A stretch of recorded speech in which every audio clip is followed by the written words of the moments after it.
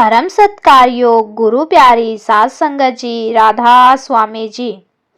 रविवार को बाबा जी ने सूरत में बड़ा ही जोरदार सत्संग फरमाया है जी। बाबा जी ने 1 घंटे से ज्यादा समय तक सत्संग फरमाया है जी। चलते सत्संग के दौरान ही बाबा जी की एक बात पर संगत रोने लगी थी जी, और पंडाल में माहौल गमगीन हो गया था जी। कल बाबा जी ने आन निरंजन परब निरंकारा बानी पर सत्संग फरमाया जी। बाबा जी ने समझाया कि ये गुरु घर की वाणी है जी। 5वीं पातशाही हमें समझा रही है कि हमें भक्ति किसकी करनी है। आज हम भटक रहे हैं, हमें पता ही नहीं है कि हमें भक्ति किसकी करनी है। हमने मालिक को बांट कर रख दिया है। बाबा जी बोले, अलग अलग समय में अलग अलग संत महापुरुष हमारे दरमियान आए और सभी संतों महापुरुषों के मालिक की भक्ति करने के अलग अलग तरीके थे जी। बाबा जी बोले कि उन सब के तरीके जरूर अलग अलग थे, लेकिन मंजिल सभी की एक ही थी जी। सबने उस एक ही मालिक की भक्ति के बारे में समझाया था जी। बाबा जी ने समझाया कि हर देश की अपनी एक सभ्यता है, सबके अपने तरीके हैं। समय की जरूरत को देखते हुए अलग अलग देशों और देशवासियों ने अलग अलग तरीके अपनाए थे, और आज हम उन्हीं में उलझ कर बैठ गए हैं। ऐसा इसीलिए है क्योंकि हम सबकी सोच अलग अलग है जी। बाबा जी बोले, तरीके और सोच सबकी अलग अलग हो सकती है, लेकिन जो असल भक्ति है वो सबकी एक ही है। बाबा जी ने पलटू साहब का उदाहरण देते हुए समझाया, पलटू एको एक है, दूजा न कोई। बाबा जी बोले, इस सृष्टि की रचना करने वाला मालिक एक ही है, और हमें उस एक ही की भक्ति करनी है। बाबा जी बोले, जितने भी धर्म मजहब हुए, सभी का यही कहना है कि मालिक एक है। उस मालिक का ना कोई रंग है और ना कोई रूप है। आगे बाबा जी ने संगत को बड़े ही खुलकर समझाया कि हम मालिक की भक्ति का आसान तरीका ढूंढते हैं। जो हमें मालिक की भक्ति करने का सही रास्ता और तरीका समझाता है, हम उसी की भक्ति करने लगते हैं। शरीर की भक्ति करने से मालिक किसी को ना कभी मिला है और ना मिलेगा। जब गुरु संसार से चले जाते हैं तो हम उनकी तस्वीरों की भक्ति करने लगते हैं और उसी भक्ति को असल समझ बैठते हैं। किसी भी धर्म या मजहब ने कभी ये नहीं कहा कि मालिक 2 हैं। सबका यही कहना है कि हम सबका मालिक तो एक ही है। आगे बाबा जी ने समझाया, आज हमने अपने आप को धर्मों मजहबों में बांट लिया है, और हमारी लड़ाई आज धर्मों को लेकर ही है। बाबा जी बोले, मजहब नहीं सिखाता आपस में बैर रखना। बाबा जी ने समझाया, पहले अपने आप को मजहबों में बांटा, उसके बाद अपने आप को जात पात में बांट दिया। बाबा जी बोले, संत महापुरुषों के जो उपदेश थे वो सबके लिए एक ही थे। उन्होंने किसी एक जात या धर्म के लिए नहीं समझाया था। बाबा जी ने आगे समझाया, उस मालिक के साथ हमारा क्या रिश्ता है। जैसे किरण सूरज में से निकलती है, और जब सूरज को कोई मजहब नहीं है तो उसमें से किरणें निकलने वाली किरण का मजहब या जात कैसे हो सकती है। मालिक ने परख नहीं की, परख हमने यहाँ आने के बाद की। अपने आप को जात पात में बांट लिया छोटे थे तो कपड़े खिलौने बांटे, बड़े हुए तो जमीन जायदाद बांटी, और चीज बांटी नहीं जा सकती, उस मालिक को भी बांट कर बैठ गए। बाबा जी बोले, कभी पेड़ ने फल देने से पहले जात या धर्म पूछा?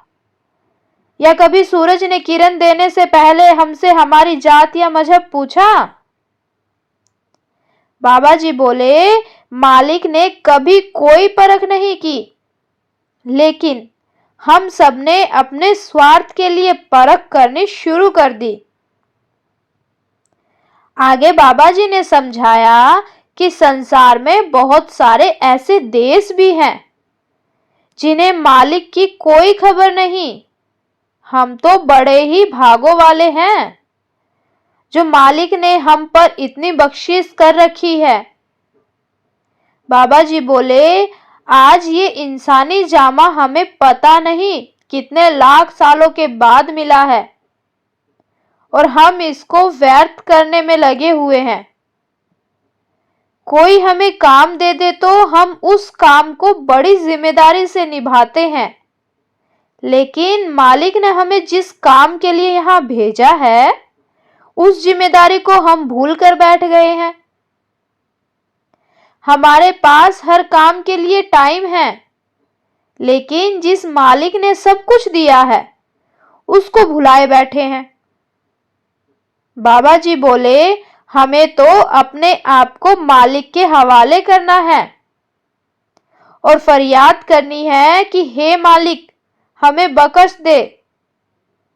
आगे बाबा जी बोले, जब भी मालिक से मांगते हैं तो दुनियावी चीजों को मांगते हैं। बाबा जी बोले, आज हम सब कैदी बने हुए हैं। किसी के पैरों में सोने की बेड़ियां हैं तो किसी के पैरों में लोहे की।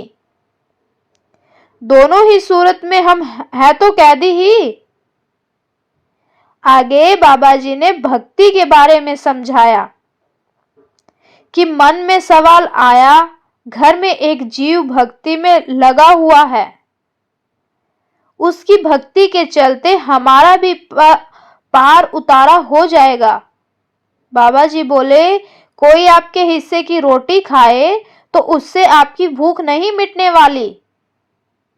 मालिक को पाना इतना आसान होता तो दुनिया कब की खाली हो गई होती।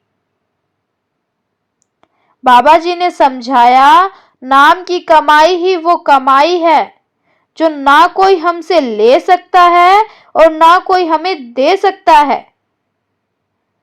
आगे बाबा जी ने काल के बारे में समझाते हुए फरमाया। बाबा जी बोले, मन में सोच कर बैठ जाते हैं कि यहाँ तो काल की चलती है, काल के इशारों पर सब होता है। बाबा जी बोले, इस सृष्टि की रचना उस मालिक ने की है, काल तो उस मालिक का सेवादार है। मालिक ने काल को सेवा दे रखी है कि कर्मों के हिसाब किताब का खाता लेकर बैठ जा। काल तो अपनी सेवा कर रहा है। बाबा जी बोले, काल तो मालिक के बनाए कानून का हिसाब से अपना काम कर रहा है।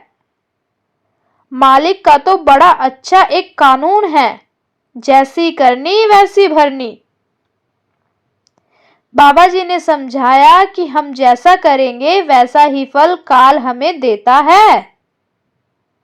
हम अपने आप को तो दोषी कहते नहीं और काल को दोषी बनाकर बैठ गए हैं। आगे बाबा जी ने दर्शनों के ऊपर समझाया। बाबा जी बोले, दर्शन किसको कहते हैं? दर्शन वो नहीं जो हम बाहर से करते हैं। दर्शन तो एक ऐसी अवस्था है जब हम अपने अंदर मालिक की पहचान कर लेते हैं और टकटकी लगाकर मालिक के दर्शन करते हैं और सुध बुध खो देते हैं। साथ संगत जी, चलते सत्संग के आखिरी हिस्से में पंडाल में बैठी बहुत सारी संगत रोने लग पड़ी थी।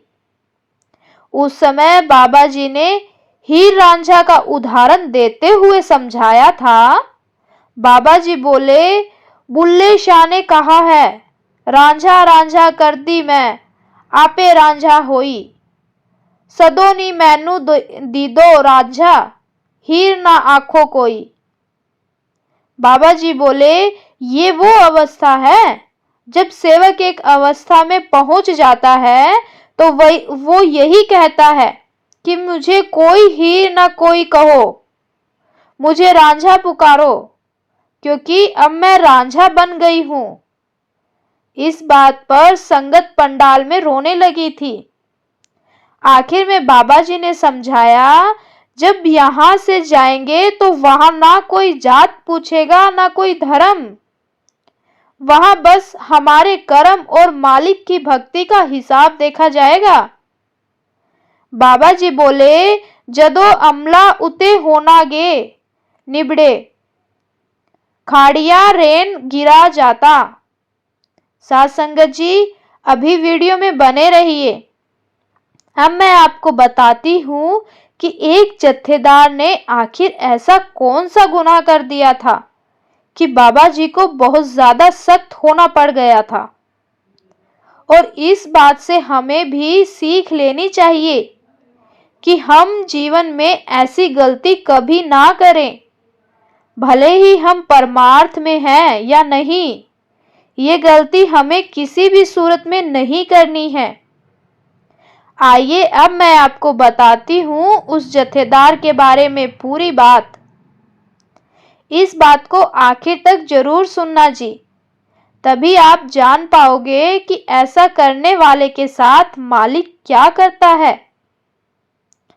साथ संगत जी, जब इंसान किसी सरकारी या प्राइवेट महकमे में काम करता है और अगर वहां उसकी प्रमोशन हो जाती है तो इंसान के अंदर घमंड का आना लाजमी है।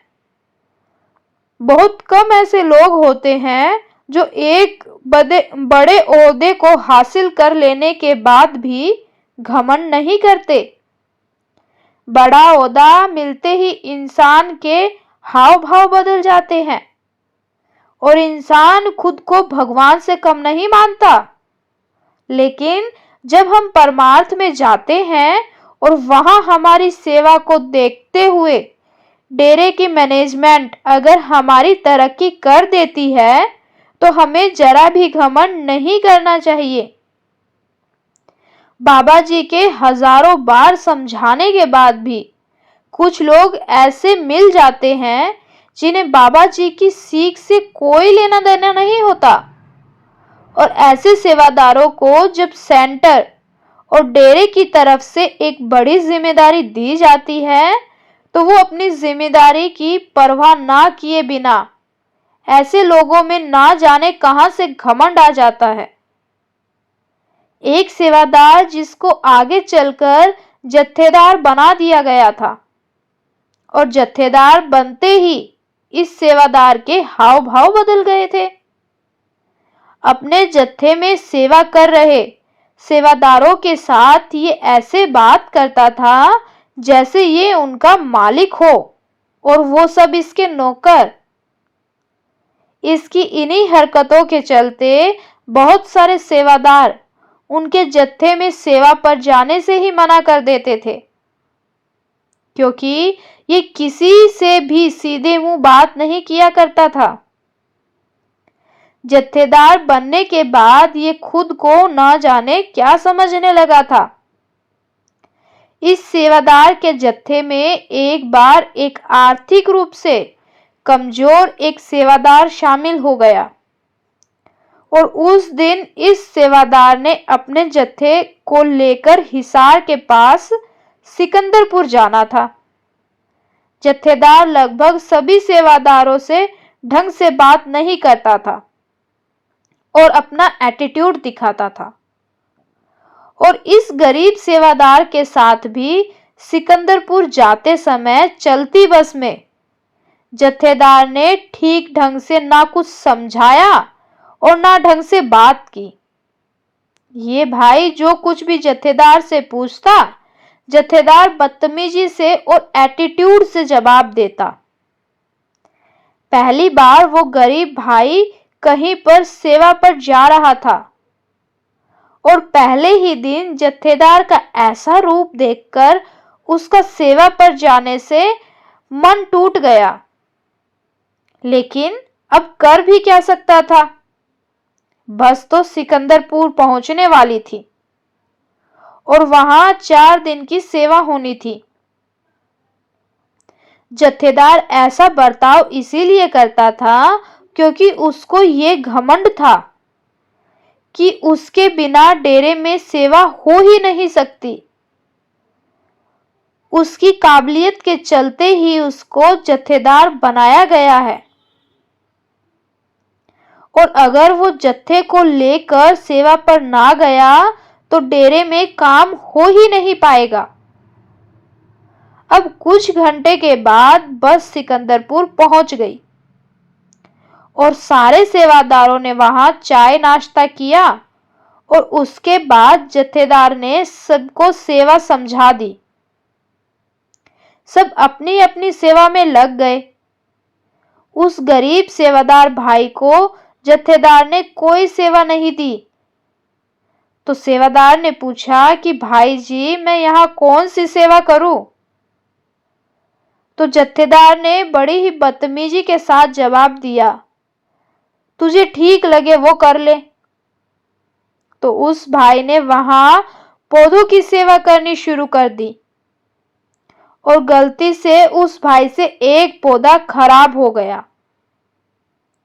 ये देखकर जत्थेदार ने उस भाई के हाथ से पानी की मशीन छीन ली और उसको कहा कि तेरे बस की कोई सेवा नहीं है, तू मेरा और मेरे जत्थे का नाम खराब कर देगा।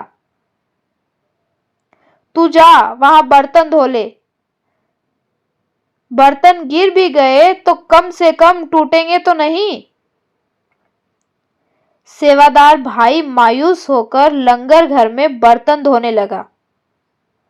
4 दिन बीत जाने के बाद जब सब अपने शहर पहुंच गए तो सेवादार भाई की पत्नी और मां ने सेवा के बारे में पूछा। तो सेवादार ने कह दिया कि आज के बाद वो सेवा में नहीं जाएगा। उसने जत्थेदार वाली बात पूरी बता दी। सेवादार की मां भी शुरू से सत्संगी थी और इस उम्र में अब वो सेवा में नहीं जा पाती थी। वो घर रहकर भजन सिमरन किया करती थी। तो सेवादार की मां ने समझाया भाई को, बेटा ऐसा नहीं बोलते, जो जैसा करेगा उसको वैसा भरना भी पड़ेगा और तेरे हाथ से तो कोई सेवा तेरे ही लेखे लिखी जाएगी। तू जत्थेदार को बोलने दे और सिर्फ अपनी सेवा पर ध्यान दिया कर। अपनी मां की बात सुनकर सेवादार भाई 2 महीने के बाद एक बार फिर से जत्थेदार के साथ डेरे सेवा करने चला गया।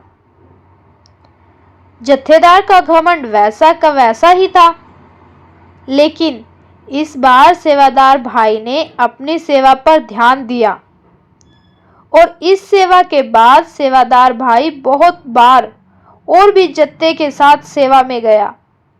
इतनी लगन और विश्वास के साथ सेवा करते देख दूसरे सेवादार इस सेवादार को कहने लगे कि भाई जी, आपकी सेवा और बाबा जी पर विश्वास के चर्चे हो रहे हैं। हम चाहते हैं कि आप हमारे जत्थे के जत्थेदार बन जाओ, क्योंकि हमारा जत्थेदार बहुत घमंडी है और हम तो सेवा पर आना भी नहीं चाहते, लेकिन अब इसके घमंड के कारण हम अपना नुकसान क्यों करें? इसीलिए हम इसके साथ सेवा में आ जाते हैं। सारी बात सुनकर सेवादार भाई कहने लगा कि भाई जी, मेरे हाथ में क्या है, ये सब तो बाबा जी की मौज पर निर्भर है। बाबा जी मुझे जैसी सेवा देंगे, मुझे तो उसको लगन के साथ निभाते चलना है। साथ संगत जी, बाबा जी तो सब कुछ देख ही रहे थे और बाबा जी को पता था कि वो जत्थेदार अपने ओहदे का गलत फायदा उठा रहा है। लेकिन बाबा जी चुप इसीलिए थे क्योंकि बाबा जी चाहते थे कि जत्थेदार खुद ही अपने आप से समझ जाए और ऐसा करना छोड़ दे।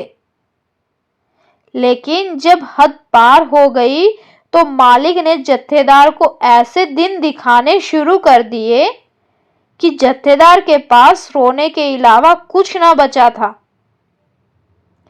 एक बार जत्थेदार अपनी मोटरसाइकिल से कहीं जा रहा था और उसका एक्सीडेंट हो गया। जत्थेदार की टांग की हड्डी टूट गई और भी बहुत सारी चोटें आई। जत्थेदार की टांग का ऑपरेशन करने की सलाह डॉक्टरों ने दी और कुछ दिन के बाद टांग का ऑपरेशन किया गया, लेकिन ऑपरेशन ठीक से नहीं हो पाया और डॉक्टरों ने जत्थेदार को चलने फिरने से मना कर दिया। अब जत्थेदार एक ही जगह पड़ा रहता और सोचता रहता कि मेरे बिना वहां डेरे में सेवा कैसे हो रही होगी। वहां तो सब काम रुक गए होंगे। जत्थेदार का घमंड आज भी वैसे का वैसा ही था। उसको आज भी यही लग रहा था कि अगर वो जत्थे को ना लेकर गया तो डेरे के सारे काम ही रुक जाएंगे। घर पड़े पड़े जत्थेदार को 6 महीने बीत गए और इधर उसी सेवादार भाई को उस जत्थे का जत्थेदार बना दिया गया जो आर्थिक रूप से कमजोर था। उसके जत्थेदार बनते ही बहुत सारे सेवादार जो पहले से जत्थेदार के कारण सेवा छोड़ गए थे, वो सब भी जत्थे में शामिल हो गए और अब ये जत्था सबसे बड़ा जत्था बन गया। डेरे से एक हुक्म होने की देर होती थी। सेवादार भाई अपने इतने बड़े जत्थे को लेकर डेरे पहुंच जाया करता था और खुद भी दूसरे सेवादारों के साथ मिलकर प्रेम से सेवा किया करता था। कभी किसी पर हुक्म नहीं चलाता था। ऐसे चलते चलते अब 2 साल बीत गए, लेकिन पहले वाले जत्थेदार की टांग आज भी ठीक नहीं हो पाई थी। वो जत्थेदार अब पड़ा पड़ा ही परेशान रहने लगा और बार बार बाबा जी को याद करने लगा। हर समय रोता रहता और बाबा जी से अपने मन में सवाल करता रहता कि उसने इतने साल सेवा की है और उसकी इतनी अच्छी सेवा के कारण ही उसको जत्थेदार बनाया गया था, लेकिन आज उसकी ये हालत हो गई है। क्या सेवा के बदले यही फल मिलता है? एक बार जत्थेदार भजन सिमरन पर बैठा था तो बाबा जी ध्यान में आ गए। बाबा जी को देखते ही जत्थेदार रो पड़ा और पूछने लगा, ऐसा कौन सा कर्म के कारण आज उसकी ये हालत हो गई है?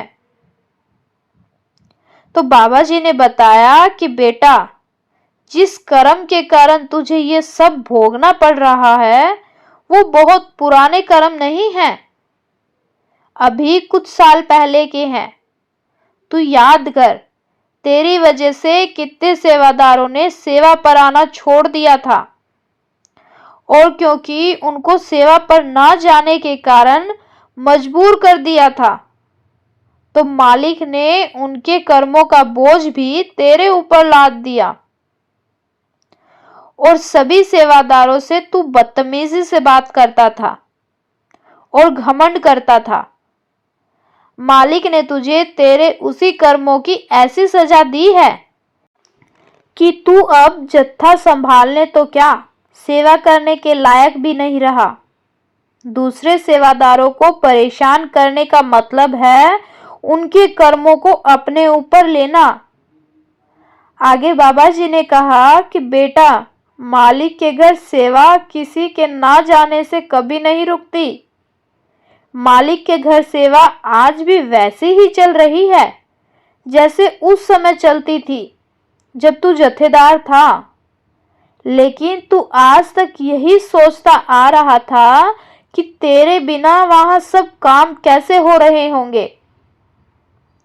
आगे बाबा जी ने सेवादार भाई को ज्यादा से ज्यादा भजन सिमरन करने की सलाह दी, जिससे कि उसके कर्मों का हिसाब जल्द से जल्द खत्म हो सके। इतना कहकर बाबा जी जत्थेदार के ध्यान से चले गए और जत्थेदार को अब जाकर अपनी करनी का पछतावा हो रहा था। आज से पहले उसका घमंड वैसे का वैसा था। जत्थेदार उस दिन बहुत ज्यादा रोया, लेकिन अब रोने के सिवा वो कुछ और कर भी नहीं सकता था। बाबा जी की सलाह पर जत्थेदार ने बहुत ज्यादा भजन सिमरन शुरू कर दिया और कुछ समय के बाद जब वो थोड़ा बहुत चलने फिरने लायक हुआ तो एक दिन वो डेरे पहुंचा। वहां उसने देखा कि उसका जत्था बड़ी लगन के साथ सेवा कर रहा है और उस समय जत्थे का जत्थेदार वही सेवादार है जिसके साथ ये बदतमीजी किया करता था। इस जत्थेदार ने उस गरीब सेवादार भाई के कंधे पर प्रेम से हाथ रखा और अपने किए की माफी मांगकर वहां से चला गया। साथ संगत जी, घमंड तो आम लाइफ में भी नहीं करना चाहिए। जत्थेदार ने तो फिर परमार्थ में आकर भी घमंड कर दिया था। जब हमारे सतगुरु हमारे बाबा जी गुरु गद्दी पर बैठने के बाद भी इतने सहजता और निम्रता से संगत के साथ बात करते हैं तो हमें भी तो गुरु के बताए रास्ते पर चलना चाहिए। बहुत सारे गैर सत्संगी लोग कहते रहते हैं कि तुम्हारे बाबा जी तो अरबपति हैं, लग्जरी लाइफ जीते हैं, महंगी महंगी कारों में घूमते हैं। उन लोगों ने शायद बाबा जी का एक वीडियो नहीं देखा जिसमें बाबा जी किसी एयरपोर्ट पर पहुंच रहे हैं और जिस गाड़ी से बाबा जी एयरपोर्ट पहुंचे थे वो गाड़ी कोई लग्जरी या करोड़ों की गाड़ी नहीं, बल्कि छोटी सी 4 से 5 लाख की गाड़ी थी, जो गुरु अपनी संगत की सुविधा के लिए, संगत के दर्शन देने के लिए ओपन कार जैसे नायाब और अद्भुत तरीके का इस्तेमाल कर सकते हैं। तो वो कितने सहज हैं और महान होंगे जिसका अंदाजा लगाना भी मुश्किल है। कुछ लोग ये भी कहते हैं कि तुम्हारा बाबा बिलियनियर है, वो हेलीकॉप्टर में घूमते हैं। उन लोगों को मेरा जवाब है कि बाबा जी हेलीकॉप्टर से संगत को या दुनिया को दिखाने के लिए नहीं घूमते, बल्कि संगत की सुविधा के लिए हेलीकॉप्टर का इस्तेमाल करते हैं। जहां किसी सेंटर में कार से पहुंचने में 6 घंटे लगते हैं, वही हेलीकॉप्टर आधे घंटे में पहुंचा देता है और इसी वजह से बाबा जी ज्यादा से ज्यादा सेंटर कवर कर पाते हैं और ज्यादा से ज्यादा संगत को दर्शन दे पाते हैं। बाबा जी ने कभी भी खुद को महान या बड़ा नहीं कहा। सवाल जवाब में भी बाबा जी ने कई बार यही कहा है कि वो सबसे छोटे सेवादार हैं। साथ संगत जी, जब सतगुरु के अंदर जरा भी घमंड नहीं है तो फिर इस जत्थेदार जैसे कुछ लोग किस चीज का घमंड करते हैं।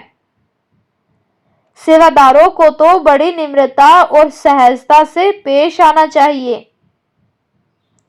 और बाबा जी के लगभग सभी सेवादार ऐसे ही हैं जो घमंड करते हैं, दूसरे सेवादार के साथ बदतमीजी करते हैं। उनको फिर कैसे सजा मिलती है ये आपने आज सुन ही लिया।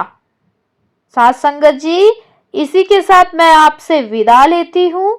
वीडियो को शेयर करने की सेवा जरूर कीजिए और संगत के अपने इस चैनल को सब्सक्राइब करके कमेंट में राधा स्वामी लिखना मत भूलें जी। गुरु प्यारी सात संगत जी, राधा स्वामी जी।